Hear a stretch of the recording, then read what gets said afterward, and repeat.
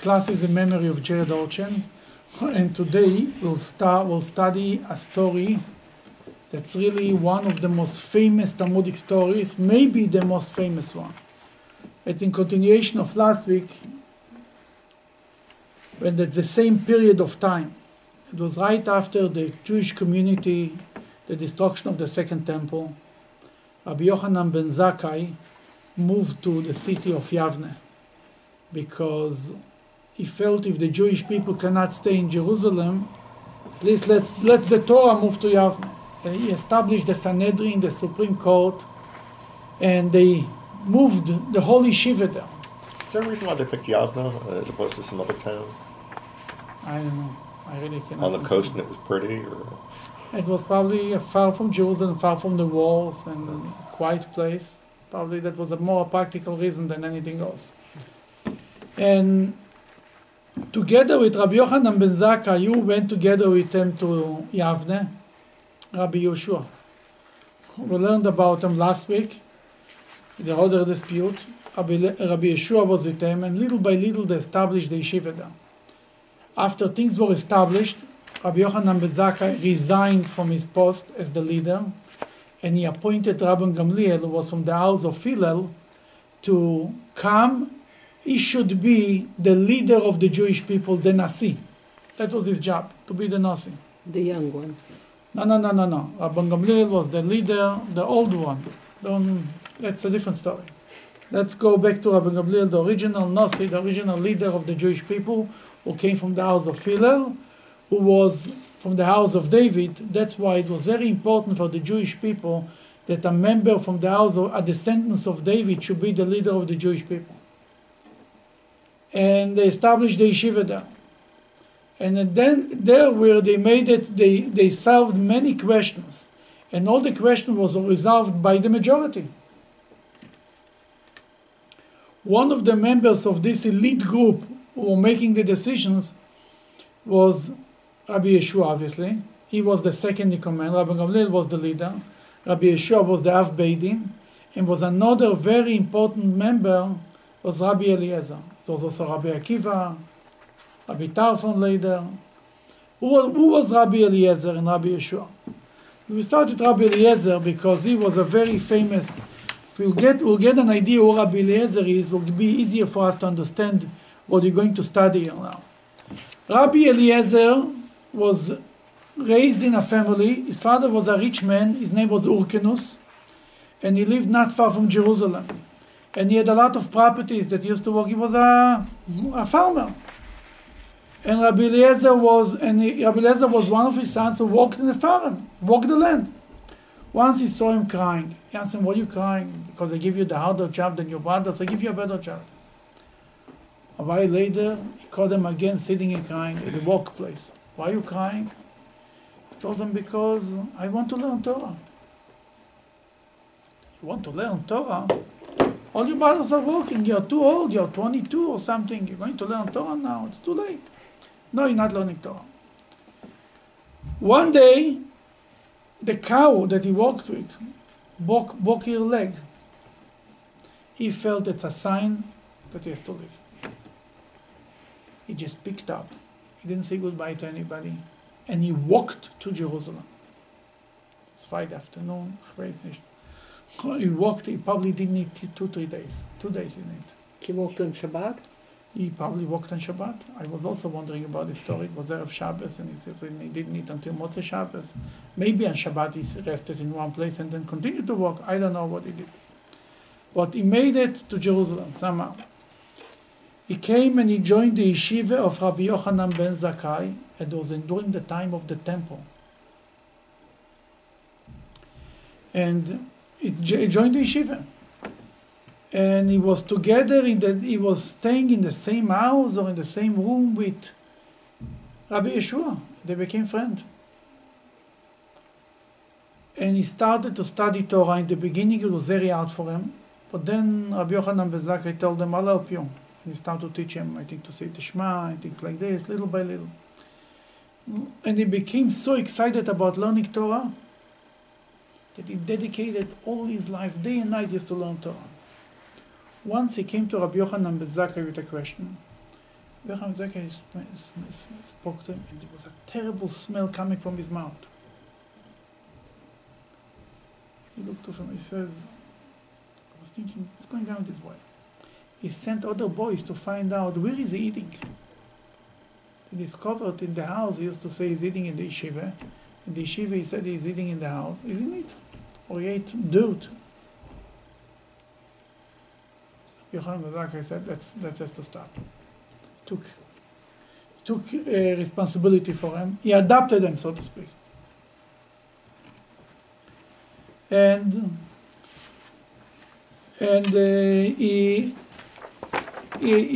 hello. And he told them that he adopted them, and he started to take care of them. And Rabbi Elizer became a great scholar. Meanwhile, his brothers telling the father, we walk here like dogs, and he even run away to Jerusalem to have fun? Forget about that. We are not going, you have to make sure that he doesn't get a penny from your estate. He said, okay, you will not get anything. No, you say it, it's worthless. I'll write it down. No, it's not good enough. You have to go to Jerusalem, to the Supreme Court, and sign there that Eliezer is out of the will. Same old story. All the time. He went to Jerusalem. Meanwhile, somehow Rabbi Yochanan ben Zakkai heard that his father, who also was a wealthy man, is coming to Jerusalem to disown his son, basically. It was Friday afternoon. He gathered a very important meeting in his house. He called all the richest men of Jerusalem. There were 3 very rich people in Jerusalem. One was Kalba Savua. He's called Kalba Savua because anybody who walked in hungry like a dog came out satisfied. Kalba means a Keleb means a dog, and Savua means satisfied. The second guy was Nagdimon Ben Gurion, was a second rich man of Jerusalem, that many miracles happened because of them, and he was a rich man, and he could support all Jerusalem. And the third guy was Tzitzis HaKesed. 3 guys, 3 rich men of Jerusalem. Rabbi Yochanan ben Zakkai was the leader. If he calls them, they come. He comes and he says, I have an important emergency meeting, Erev Shabbos. And other people come to his house, and he says, when Urkenus shows up, he comes to Rabbi Yochanan ben Zakkai to disown his son, to sign it. He came to the leader. He says, you sit in between the 3 rich people. He thinks he's a big macher. We'll show him that he doesn't even begin. He was sitting between the Bill Gates of the community, and he was shaking. That's how the Talmud describes. Meratet, he was shaking. Rabbi Yochanan ben Zakkai stands up and he says, we have here a new student here, amazing boy. And I want to show off the student. You should know why you're supporting this yeshiva, what's going on here. And he says, he turns to the young Eliezer and he says, I want you to give a speech at Dvar Torah. Never spoke, he didn't want to. He told him, go, you'll do it. He had no choice.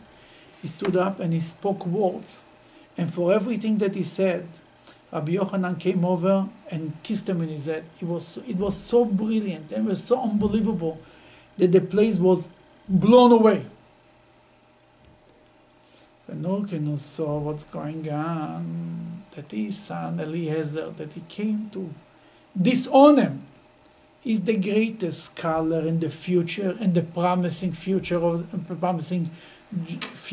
This is it. This is like the next generation rabbi. He said he got up and he admitted that he came to disown him, and now he wants to give him everything. Rabbi Eliezer, according to one opinion, told them, I don't need money, belongs to God. The land belongs to God. I need the Torah. And even what he said, I want you to give me only what belongs to me. I don't want to give you. You want to give me everything? I don't want to take from my brothers anything. Just give me my share. That was Rabbi Eliezer the Great. And he was called the Great because one of his best characters was that he was able to learn everything that he learned. He never forgot. It was like you put it in the computer, and it's not erased ever. And he was a walking and talking library that brings up everything that was taught. Ask Rabbi Elizer and he knows. Rabbi Elizer said, I never said something that I didn't hear from my rabbis. He never wanted to put his 2 cents in. Whatever he heard, he spoke. Whatever he didn't hear, he didn't speak. But whatever he heard, he was very jealous for it. He was very, it was very important to him. He didn't allow anybody to say something else. It was his way or the highway. Very strong. That was Rabbi Eliezer.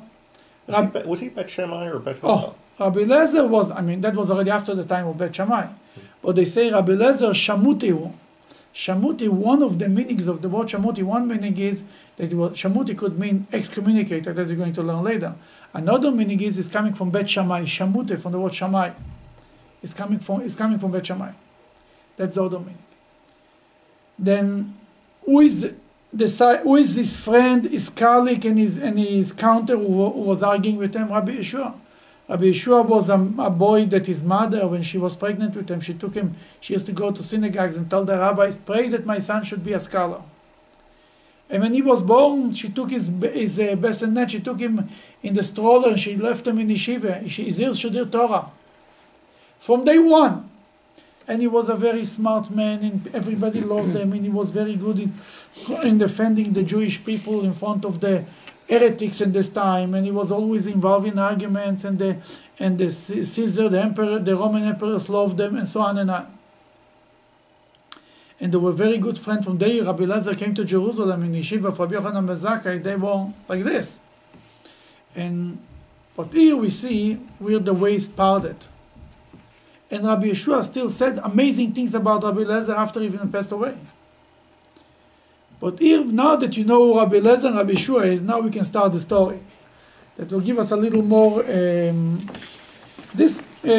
on the front page, on the left column, the following Mishnah, this little paragraph. Mm-hmm. You want to read? The following Mishnah alludes to an incident in which Tana was offended.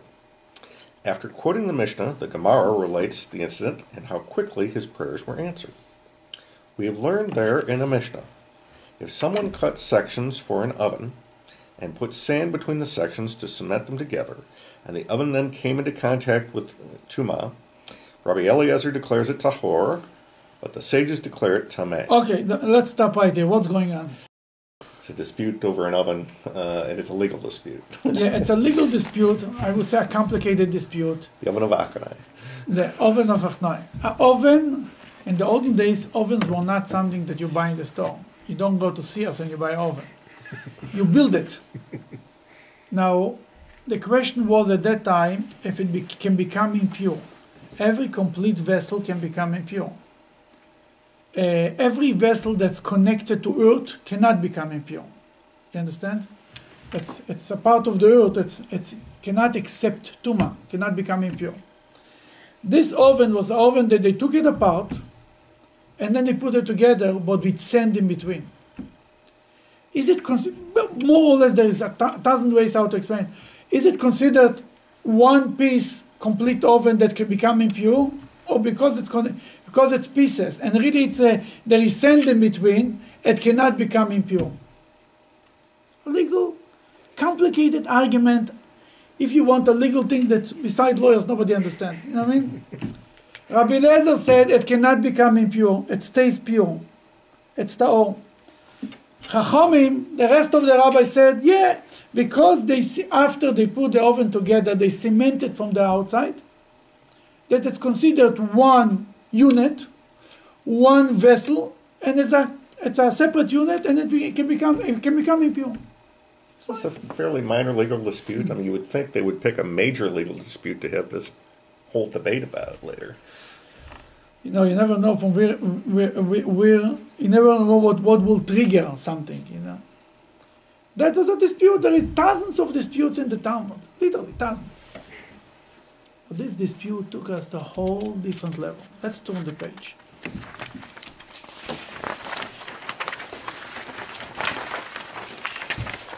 Top of the page. Go ahead. The Gemara explains what is meant by the first line. And this is... sorry. And this is the oven of the coiled serpent. Coiled serpent. Strange, right? What does this mean? The Gemara explains. What is meant by the coiled serpent? Yehuda said in the name of Shmuel, it means that they, the sages, surrounded the oven with discussions like this coiled snake, and then declared it susceptible to tumah. Basically, they went around, they wrinkled around this issue in 1,000 ways, and they decided that it's impure, finished. All the rabbis are on one side, Rabbi Elizer the Great is on the other side. Just to mention, Rabbi Yochanan ben Zakkai used to say how great are his disciples in the Ethics of Our Fathers. He says, if you put all the rabbis on one side of the scale and Rabbi Elizer ben Urkenus, Rabbi Elizer the Great on the other side, it tips the scale. Yeah. Here you have it. Rabbi Elizer ben Urkenus is on one side, the great scholars who knows everything, and all the rabbis on the other side, and they have an argument. Okay, let's see what happened. Want to continue? Go ahead. A Barisha tells us about the debate surrounding this oven. A Braise means there is a Mishnah and there is a Braise. The Mishnah, when Rabbi Yehuda, the prince, Rabbi Yehuda Anossi, the leader of the Jewish people after the destruction of the Second Temple, took laws and put them together. That's called the Mishnah. But not all the laws he put. He decided, like any author, some things he felt it's more important, some things, that there are many laws, many Mishnahs are left out. They are called Braita. Bar means an outsider, from the outside. They were left outside. There is in the Gemara the job of the Gemara. The Mishnah and the Gemara together is called the Talmud. The Mishnah is like if you want the quote of the law, then the Gemara discuss the law. Many times for the discussion they bring a Braita. Something was not made it to the Mishnah, but they know it from tradition. They learned it, and they bring it to prove it one way or another.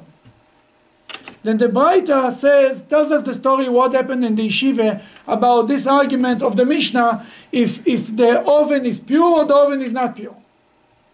What does the Braita taught? On that day, Rabbi Elizer advanced all the arguments in the world to defend his lenient ruling. But the sages did not accept his argument. Rabbi Elizer said to them, in the halacha accords with me. Let this carob tree prove it. Thereupon the carob tree was uprooted from its place and moved 100 amos. And some say it moved 400 amos. Okay, he said like this. He started to use heavenly powers. He tried to convince the rabbis. Logically, he couldn't succeed to convince the rabbis. That he started to use heavenly power. It was a carob tree outside in the yard. He said, if I'm right, the carob will move. Is there significance to that particular miracle that it's a moving tree? Yeah, there is commentaries to explain everything, why the tree and why this and why. Yeah, there is commentaries about that. But he told the carob moved. Obviously, he's right? If you would see somebody moving a carob like this, just by his board. I think God's behind him. Huh? God supports what he's saying. Exactly. I wouldn't argue. But the rabbis were not afraid of it. They told them,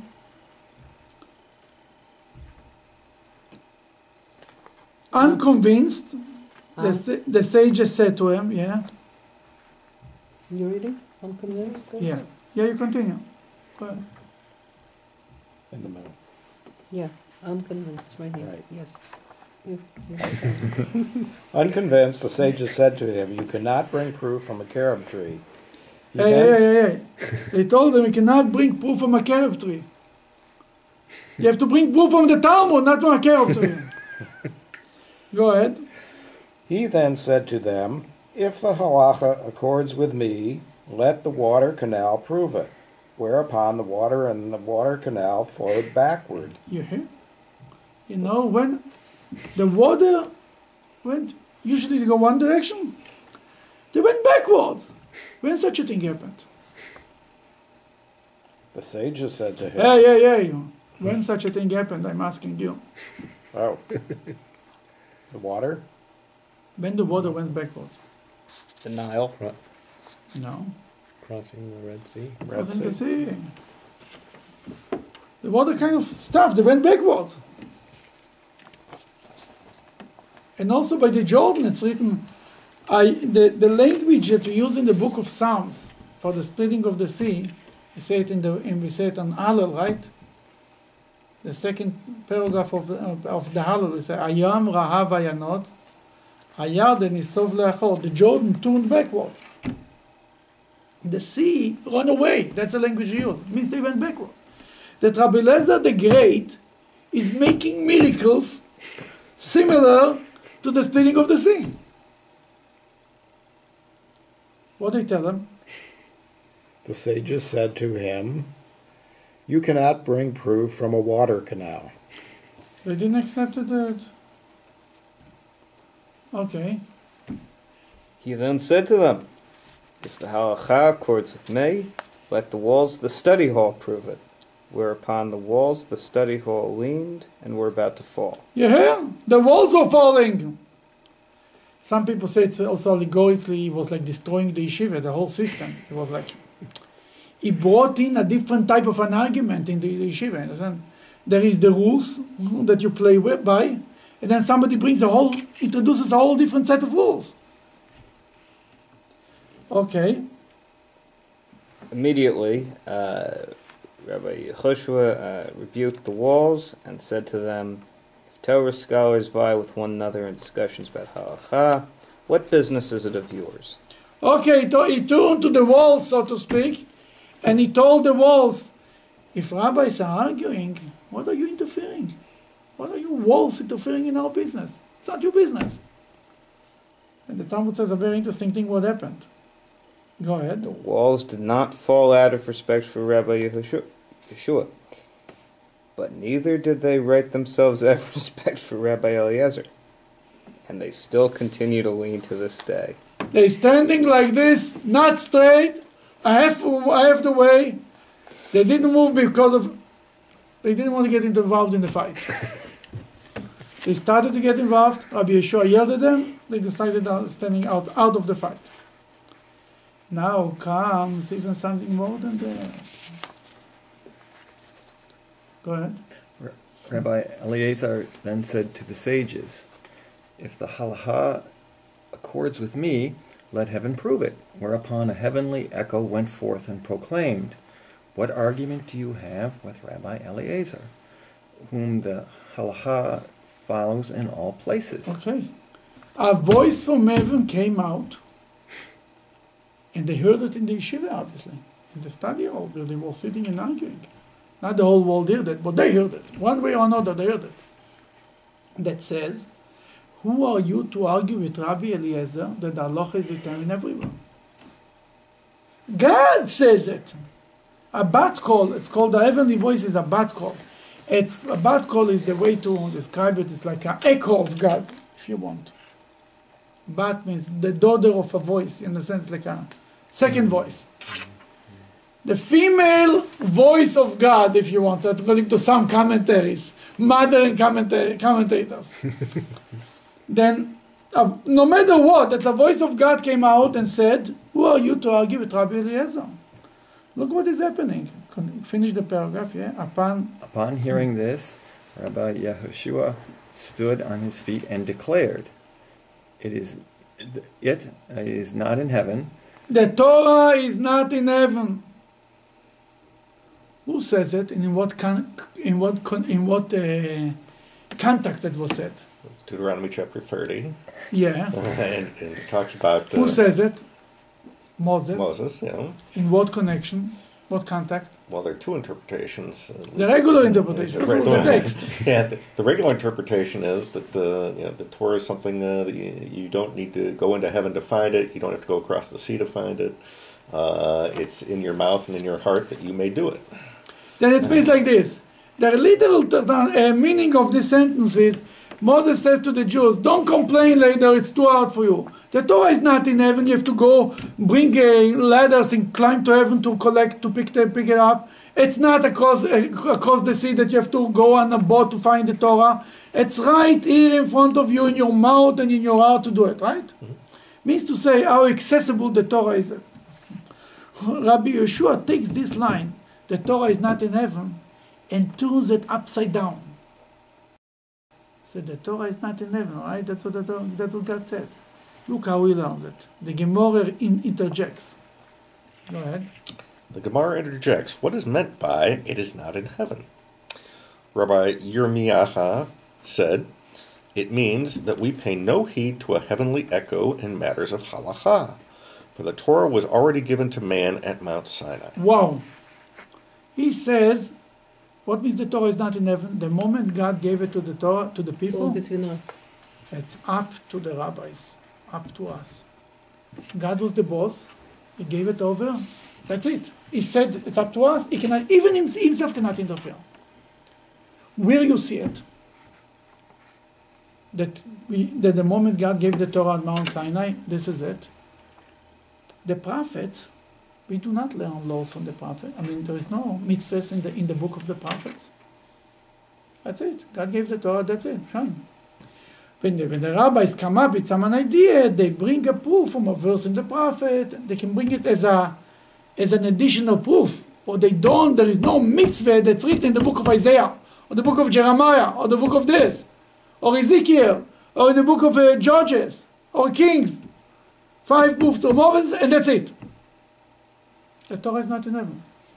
The moment God gave the Torah to human beings, that's it. That Rabbi Yehoshua says, God comes, a voice from heaven comes and says that Rabbi Elizer is right. Too bad. God gave us the Torah, now it's in our hand. And does in our hands simply mean to interpret it or to legislate new laws?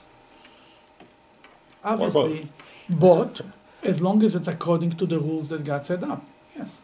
Because we've got Deuteronomy chapter 17, which talks about the judges in your time. Exactly, yeah, that's exactly what we're talking about, because it says, it quotes that right now. Go ahead. The Gemara relates the rest of Rabbi Yehoshua's response to the heavenly echo. We do not pay attention to a heavenly echo, because you, God, already wrote in the Torah at Mount Sinai. According to the majority, the matter shall be decided. Where's this written? Chapter what? Right there. Exodus 23. What? Exodus. You're right. That means you go ahead, continue. I'm sorry. And since the majority of the sages dispute Rabbi Eliezer's position, his position is rejected in practice. Finished. God, you said we go after the majority, right? It's an interesting interpretation of the majority, because if you look at least the actual passage, and we may want to look at it from Exodus, it doesn't seem to exactly say that. Right, it's exactly how the Let me grab it. It speaks about a Beit Din, about a punishment or something.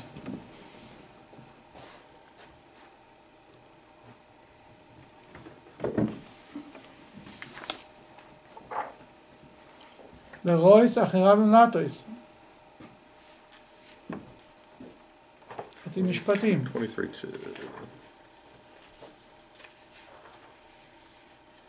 Okay. Says, do not conform to the majority who are perverting justice. Do not condone a lawsuit in which justice was perverted by the majority. להסיע אחריו נטויס.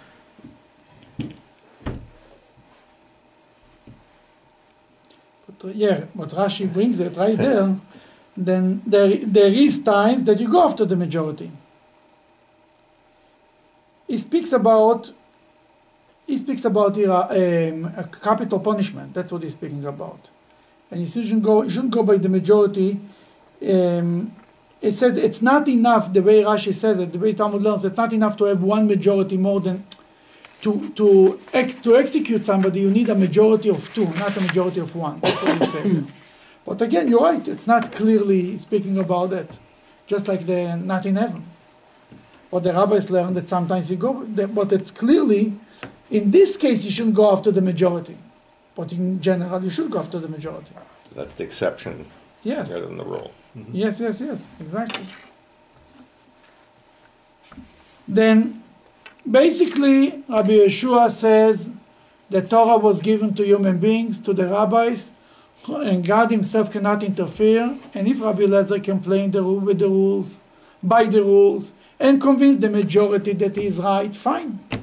But if he cannot convince the majority that he is right, he is a minority, and the halacha is not like him, and the majority rules. Rabbi Elizer couldn't take this idea. What means to go by majority? That's what God said. That's what my rabbi. That's what my rabbi. Do we see this prior to this time in rabbinic thought?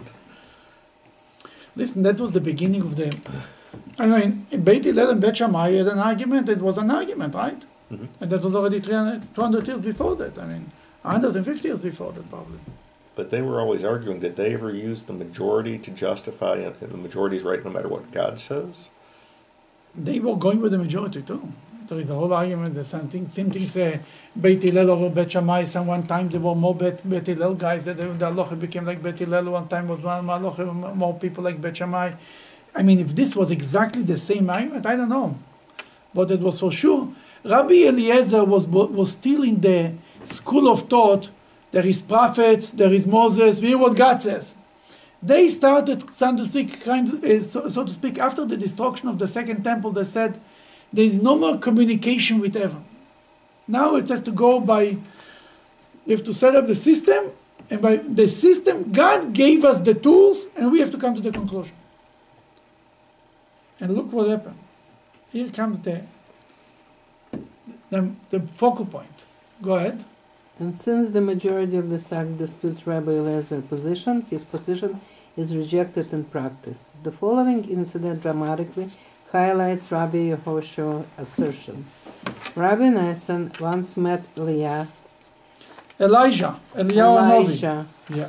Rabbi Nassan said to him, "What was the Holy One, blessed is he, doing at that moment when Rabbi Yehoshua rejected the heavenly signal?" He is asking him, Elijah the prophet was a man. Elijah is a prophet, right?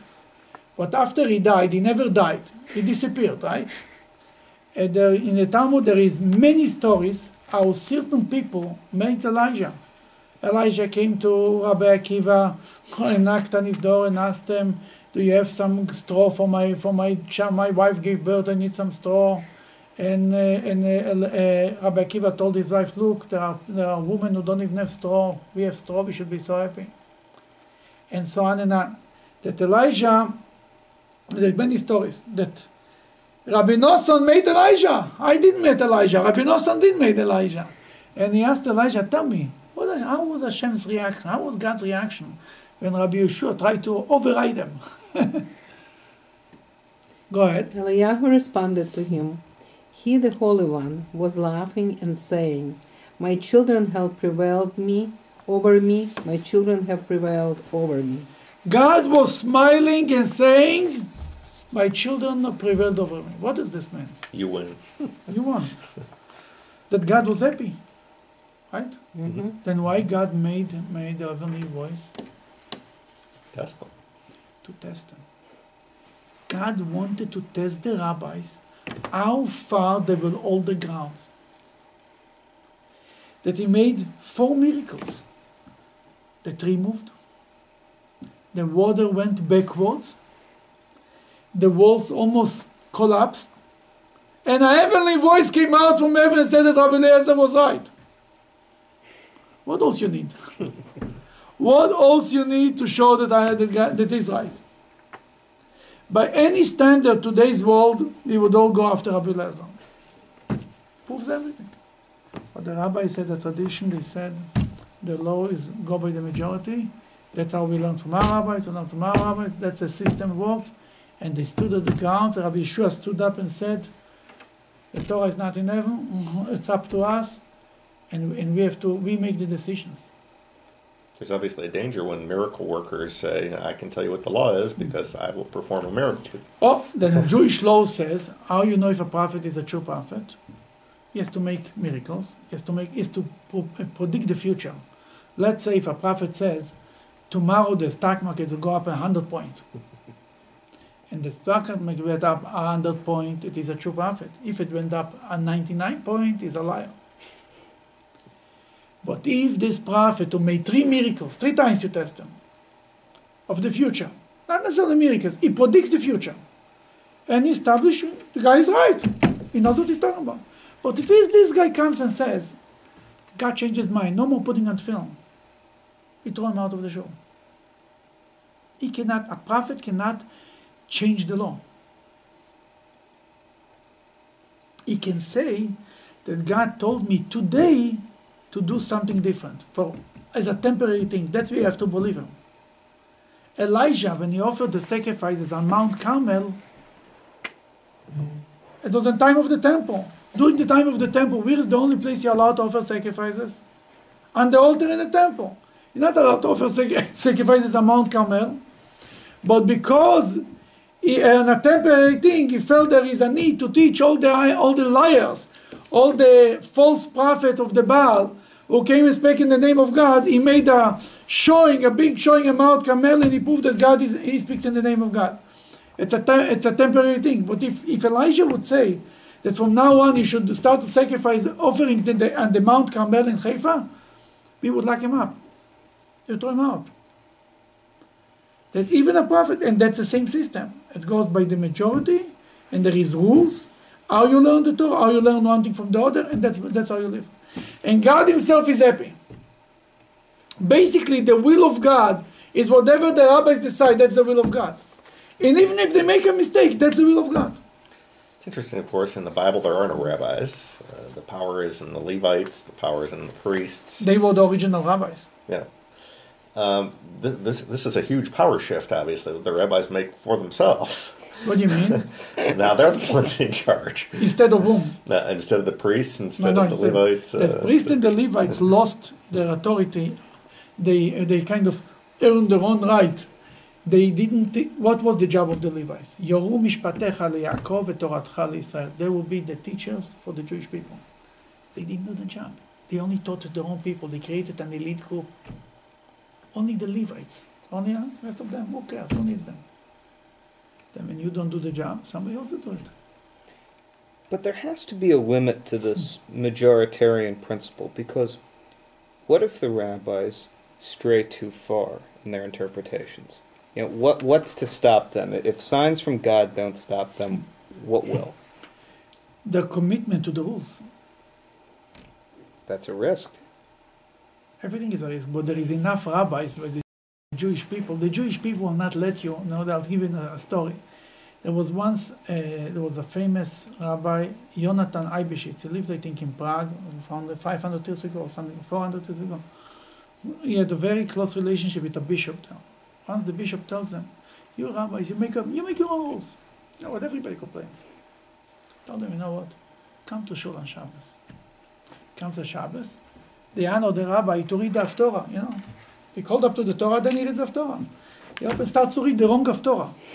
The whole shul, rabbis, is screaming for them. He turns to the bishop, you see. I try to say the wrong Haftorah, look what they do to me. You think I can do whatever I want? Forget about it. There is another famous story, isn't it? Rabbi Gamliel, who changes the date on Yom Kippur. Yeah, we talked about that last week. Yeah. Rabbi Gamliel, there was a rabbi. It was an argument. The question was when Yom Kippur, soon we'll have a connection to it that could help to understand. Every month is 29 and a half days. Every moon, a cycle of the moon is 29 and a half days. But you cannot have a month 29 and a half. It doesn't work like this. That 1 month is 29 days, 1 month is 30 days. 1 month 29, Then when is Rosh Chodesh, when is the beginning of the new month? Sometimes after 29, the 30th day is the first of the new month. Sometimes the 31st is the first of the new month. You understand? Mm-hmm. Depends if in the time of the Talmud there was depend if they saw new moon or not. If they saw new moon, means the beginning of the new month. 2 witnesses came to the rabbis and said they saw new moon. It was the high holidays. It was Rosh Hashanah. Rosh Hashanah is the first of the month of Tishrei, the first of the 7th month, basically. The Rabbi Gamliel said, "Today is Rosh Hashanah. Shine! Let's go blow the shofar." Rabbi Yehoshua told them, the same guys, told them it's not Rosh Hashanah. They're liars. You cannot believe them. Today is not. It's not. Tomorrow is Rosh Hashanah. Rabbi Yehoshua said that. Rabbi Dosa said that. Ben Horkinas. Everybody was arguing with Rabbi Gamliel. Rabbi Gamliel said, "I'm the boss. Rosh Hashanah is today, finished." And he told them, that means if Rosh Hashanah is today, that Yom Kippur is in 10 days.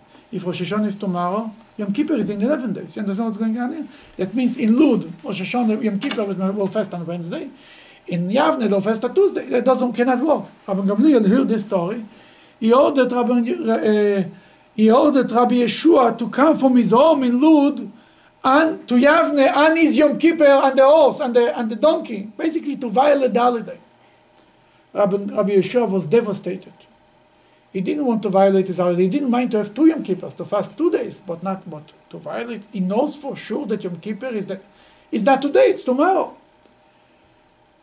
And he was very devastated. Came to him Rabbi Akiva and he saved the day. He told him, Rabbi, he showed them that the way it's written in the Torah, it's written that God gave the holidays to the Jews to decide, basically to the bathing. He says, even if they make a mistake, if the Jews make a mistake and they decide that Yom Kippur is on Tuesday, that God will forgive them on Tuesday. God gave the Jews the power to decide the holidays. The Jews are the wife, God is the husband. Who is the social calendar? The wife. The wife is the wife has the holiday. She's the Jewish people deciding the holiday. And that's what gave the comfort to Rabbi Yehoshua to come on his own Yom Kippur and to violate it, because ultimately it's up to the Jewish people. Let me ask a hypothetical question. Let's say there were a lot more Sadducees back in this day, and they were a lot more powerful. Could they have made the same argument that the sages did? And they could have said, hey, we're the majority, we're in control. Oh. I was waiting for this question. What kind of majority can we go by? The majority of the Jews do not observe mitzvot. Shall we go with the majority? No. A majority is only within the frame of Jewish law. A majority of people who are against God, against the Torah, are not a majority, are not even considered a majority. There are many individuals. They are not a group even. I remember the story with Cheskiyahu, the king of Judah. He didn't know if to fight Sancheriv or not. And the majority of the rabbis told them, the Sanhedrin told them to give in. And the prophet told them, Isaiah told them, a majority of people who go against God is not a majority, it's worthless. It's only a majority within the frame of Jewish law. And the majority of today, you know what the majority of today is doing? Nothing. You don't go by the majority. This majority doesn't count. Of course, when you say you follow Jewish law, I mean, the Sadducees had their own interpretation of law, and to them it was right, and to the sages, they knew it's wrong. The Sadducees themselves knew that they are wrong. The point is they broke Jewish law. They changed Jewish law, they broke Jewish law. No question about it. In some things they went too strict, things that they were not written clear. They said it's not written in the text, we don't believe in it, we don't accept it. Yeah, let's continue. A number of drastic developments followed the debate concerning the oven, and the Baraisa records them. They said that on that day the sages collected all the things Rabbi Eliezer had declared tahor and burned them in fire in his presence, and they voted on him and excommunicated him. First of all, anything that he said that's pure and cannot accept impurity, it was wrong, that they burned it in front of him. They showed them that they don't accept his ruling. And then they did something worse than that. They voted and excommunicated them. It's an act that's done really very, very, very, or maybe never. To excommunicate him means that he cannot learn Torah from him, he cannot count him to the minyan. Terrible. Was Elisha ben Abuya also excommunicated? Yes. Was he the only other major one in the Talmud? Elisha ben Abuya and Yerovam ben Nevat. I think Jeroboam was excommunicated. And somebody else. But only a few people, obviously. Yeah. Okay. I don't think he was excommunicated to the same level. I am not sure it's the same excommunication. I don't think it's like Elisha ben Avuya. No. It's a all different level. No, it's not the same thing. Okay. They said, who will go and inform him? Who will will inform Rabbi Elizer the Great that he's excommunicated. Can you believe it? No. Rabbi Akiva said to them, I will go, for I am concerned that perhaps an unfit person will go and inform him and bring about the destruction of the entire world. You understand what happened? Rabbi Akiva took it upon himself. He knew he's not going to get a piece of cake for it. Thank you. He said, better I should go than anybody else. Go ahead. What did Rabbi Akiva do to inform Rabbi Eliezer? He dressed in black clothing and cloaked himself in black and sat before Rabbi Eliezer at a distance of 4 amos. He sat in black like a mourner. Because when somebody is excommunicated, he has to behave like a mourner. So sit on the floor and kind of sitting shiva. He sat down, but he sat far away from him, 4 cubits, because you cannot sit within the 4 cubits of somebody who is excommunicated. You want to continue? Yes. Rabbi Eliezer said to him, Akiva, why is today different from other days? Why are you sitting so far away from me today? Rabbi Akiva replied to him, my teacher, it seems to me that your colleagues are removed from you. He right away understood what it means. Go ahead. Upon hearing this, Rabbi Eliezer too tore his garments and removed his shoes, and slid off his chair and sat on the ground. He said shiva.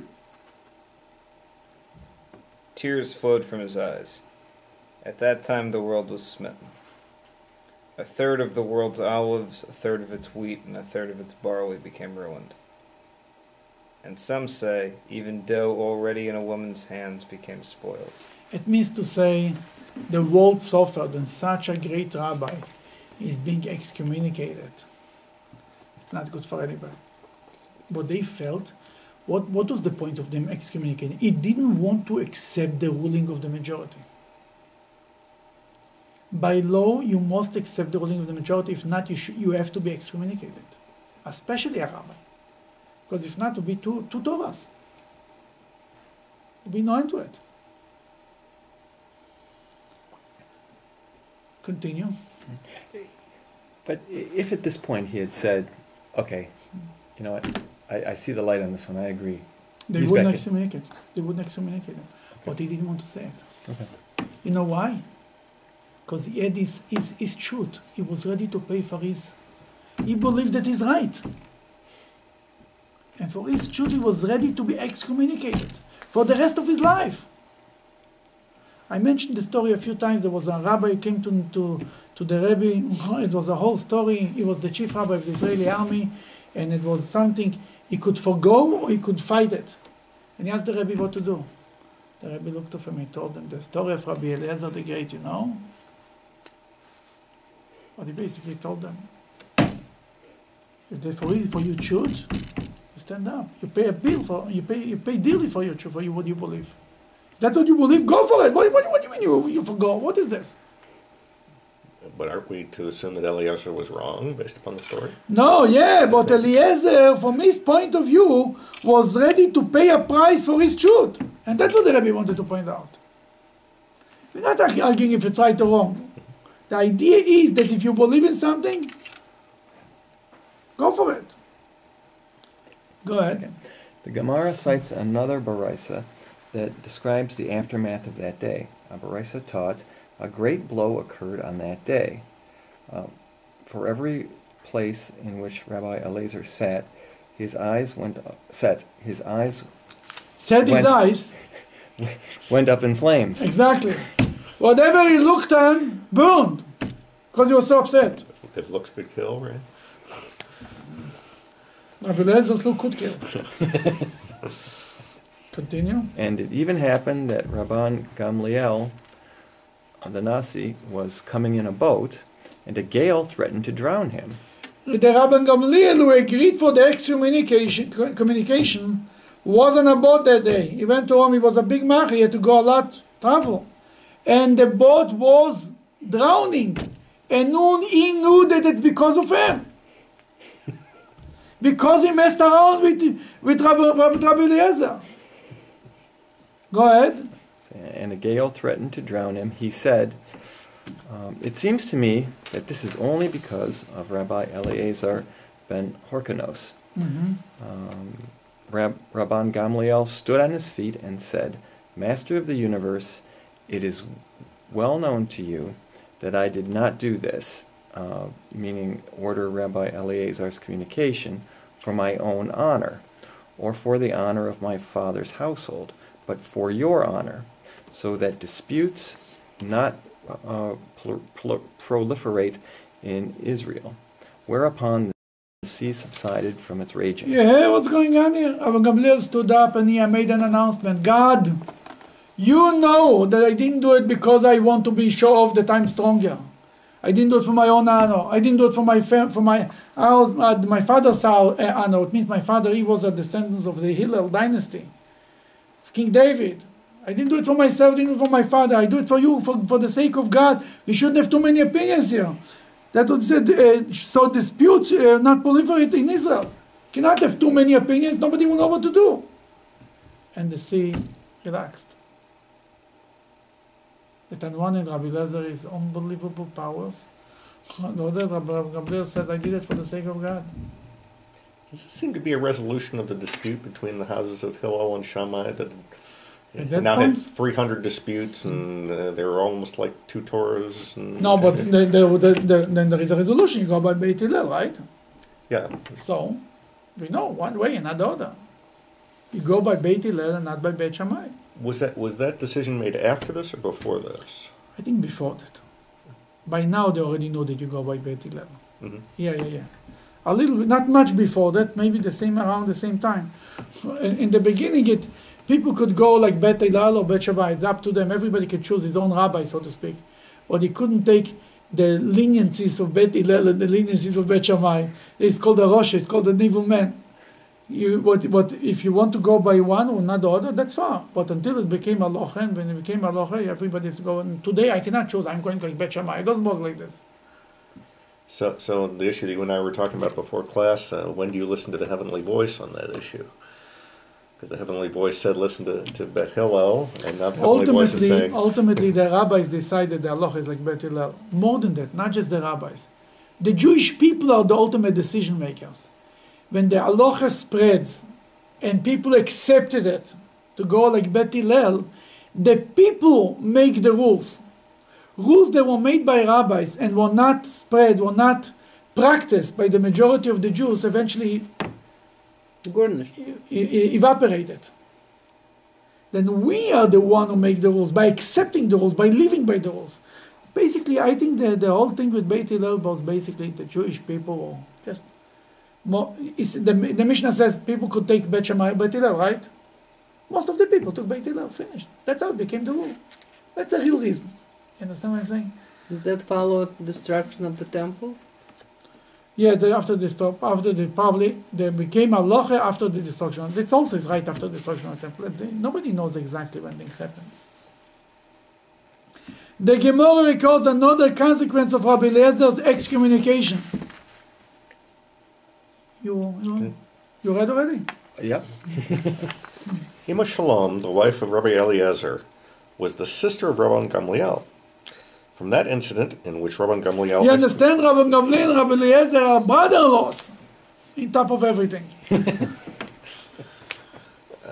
From that incident in which Rabban Gamliel excommunicated Rabbi Eliezer onwards, she did not let Rabbi Eliezer fall on his face, i.e. recite the Tachanun supplication. There is a confession. Tachnun is something that we say after the Amidah every day. You put your head down and you confess, so to speak, to God. A short prayer. Then she felt that if he will say Tachnun and he will cry out to God, God will listen to him, and Rabbi Gamliel might die even. She was Rabbi Gamliel's sister. That this little prayer she didn't allow him to do. Never. She was standing right there whenever he came after the Amidah. You cannot do this. And even the gate, Rabbi Eliezer was afraid of his wife. Like a good Jewish man. Wise man, yeah. She was Rabbi Gamliel's sister. She didn't allow him to do Tachnun. One day she thought that it was Rosh Chodesh. Go ahead. When the Tachnun supplication is not recited. On Rosh Chodesh, we don't say Tachnu. Because it's considered a happy day, a holiday. And on a holiday, you don't say prayers of confession. You're not busy with your sins on a holiday. Go ahead. But she had confused a full month with a deficient one. You understand what happened? She thought this month is only 29 days. And the 30th is Rosh Chodesh. She said that Rosh Chodesh doesn't say Tachnun anyway. Nothing to worry about. I don't have to be in top of her. She didn't realize that was a full month of 30 days. And Rosh Chodesh was only a number 31st day. Go ahead. There are those who say that a poor person came and stood at the door as Rabbi Elizer was about to recite the Tachnun supplication. The other opinion says it wasn't because it was she thought it's Rosh Chodesh, it's because she was busy. Somebody knocked on the door and she began to give him bread. And while he came to the Tachnun prayer. And what happened? And she took bread out to him. Either way, she afterwards found Rabbi Elizer falling on his face in the recitation of the Tachnun.